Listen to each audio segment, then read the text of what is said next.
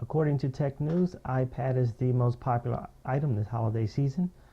So for this episode, I'm going to focus on the iPad, apps, and games. My fourth episode of my Apple podcast.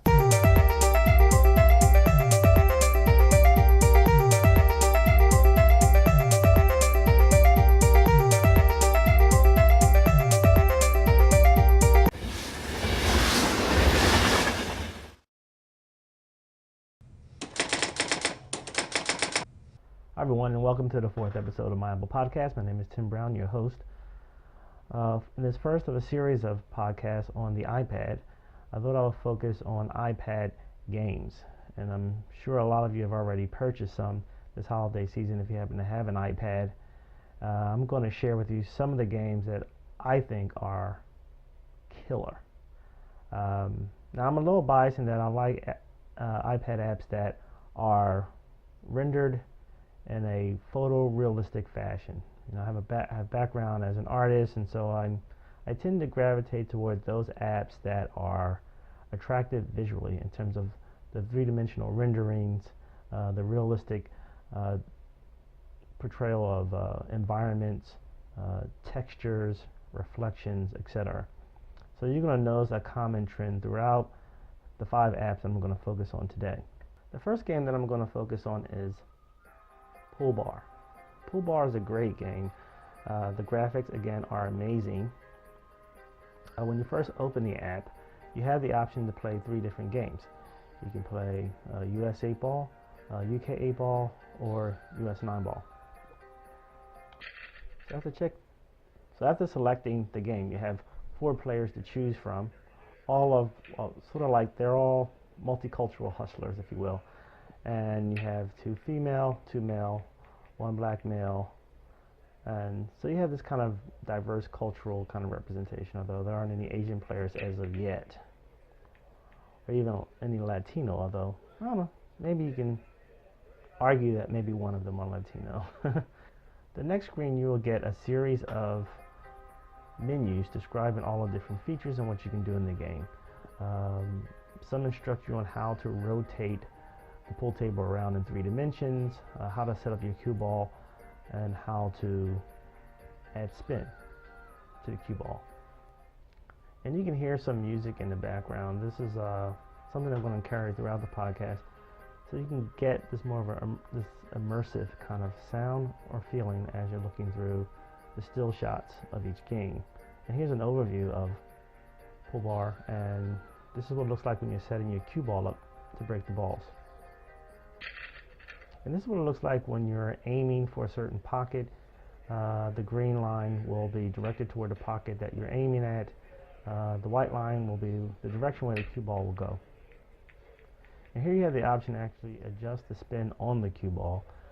By tapping the cue ball, you have the option to move the stick anywhere around the cue ball surface, whether you want to be left low or right low or top spin. This is where you will make your adjustments. This is a great game, especially if you like to shoot pool. It really does reproduce the feeling of what it's like to be in a pool hall. If you have ever played in a league before, you know what it's like. You can even hear the noise in the background where other people are playing pool, pinball machines, etc. Overall, very cool app. Another one of my favorite games is Scrabble. Scrabble, once again, it's a beautiful interface, and when you first open it up, you have the option to play different styles of games. You can click play now, or play Facebook friends, or play on your local network, or pass and play, and party play. I usually just play now, and I usually play the computer.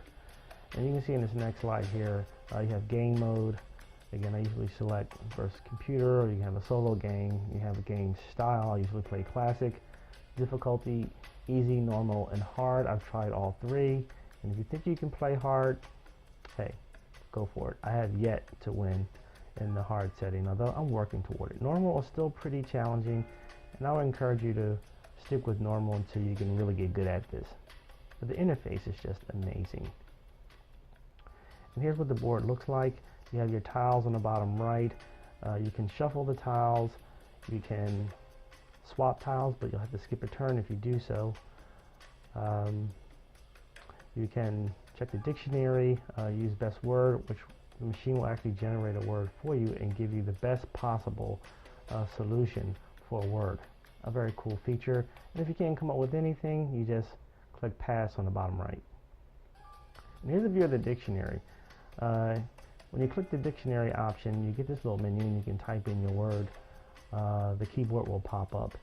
It also has a 2-letter word list, and this really comes in handy when you're stuck with a Z or a V and don't quite know what to do with those letters. This really comes in handy. Overall, I love the Scrabble game. It's so exciting. The interface is smooth. You can also access your own music library if you want to play your own music in the background. Again, very cool feature. Another one of my favorite games is Pinball HD. Once again, the graphics are amazing. The surface renderings, the reflections are truly impressive. I mean, they almost resemble what you would see among the photorealist artists like Richard Estes, for example. I mean, that's how well done the graphics are. And this is what you see when you first open up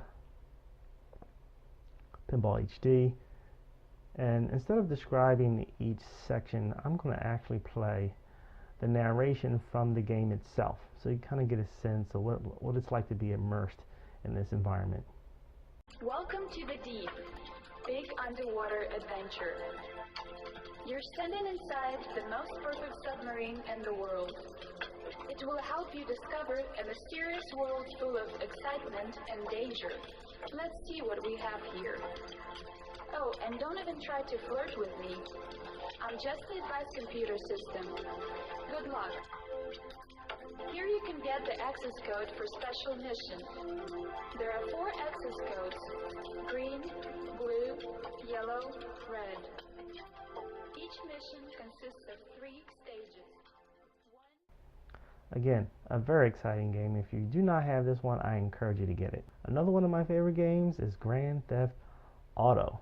You really do feel like you are a part of the mob. You're given instructions by your mob leader. You're hustling through the streets. Here's a view of the apartment where you can get your email messages. And to the right of the room is a bulletin board where you can track your jobs, and you can replay your jobs. Now, this is a view of what your apartment looks like outside. If you already have a car in your garage or a car that you have stolen, you can usually follow this arrow to retrieve your car, or you can make it on foot. The arrow on the bottom left is how you control yourself as you're walking through the street. And here's another street view, and the arrows, as you can see, is pointing toward the entrance of a building. And this is where I'm going to receive the instructions of my next job.